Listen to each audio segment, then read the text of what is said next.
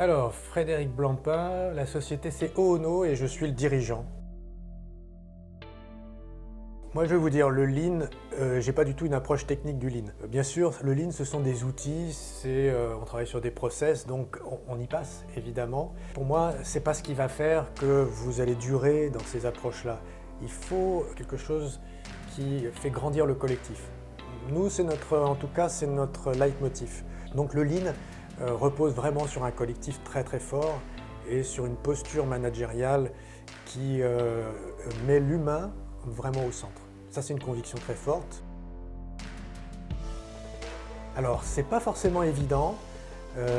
Tout dépend de la vision qu'on a du Lean. Certains esprits un peu chagrins voient le Lean comme une façon de mettre la pression, d'aller chercher des gains de productivité. Ma définition, pas que la mienne, beaucoup de personnes qui font la promotion du Lean ont une vision beaucoup plus orientée développement des personnes.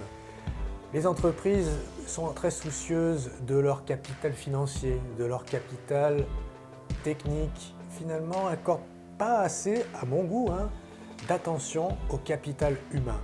S'intéresser aux gens, s'intéresser sincèrement à leur vie personnelle dans la limite de ce qu'ils sont prêts à partager, s'intéresser à ce qu'ils font au quotidien, le valoriser et surtout créer des conditions pour que les personnes puissent se développer, puissent apprendre.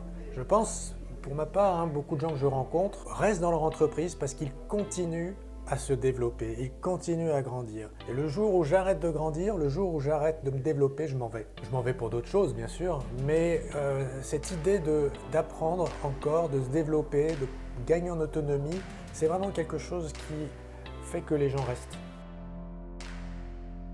Donc c'est un entrepreneur qui a une réussite exceptionnelle et une réussite collective. C'est pas un homme seul, c'est un homme qui a su s'entourer. Marcel a très clairement toute sa vie réussi à non seulement attirer mais surtout à fidéliser des talents. Et c'est pas pour rien que son entreprise aujourd'hui est une très grande réussite.